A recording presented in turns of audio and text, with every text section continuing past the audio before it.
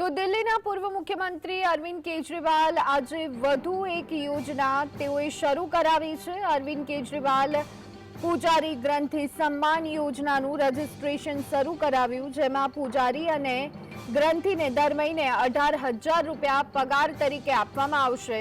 દિલ્હી વિધાનસભા ચૂંટણી જીતવા પર દરેક પૂજારી અને ગ્રંથિને માસિક વેતન તરીકે 18,000 રૂપિયા આપવાનો કેજરીવાલે વાયદો કર્યો છે। અરવિંદ કેજરીવાલે દિલ્હીમાં આઈએસબીટી ખાતે આવેલા મંદિરમાં પૂજારીઓનું રજીસ્ટ્રેશન કરી અને જે યોજના છે તેને શરૂ કરાવી, જ્યારે દિલ્હીના મુખ્યમંત્રી આતિશી દ્વારા ગુરુદ્વારથી યોજનાની શરૂઆત કરાવવામાં આવી, જે બાદ મનીષ સિસોદિયા અને ગોપાલ રાય પણ મંદિરમાં દર્શન કરી પૂજારી ગ્રંથિ યોજનાનો પ્રચાર કર્યો। ત્યારે દિલ્હી ચૂંટણી પહેલા અરવિંદ કેજરીવાલે મહિલા સન્માન સંજીવની યોજના બાદ પૂજારી ગ્રંથિ સન્માન યોજના શરૂ કરાવી છે।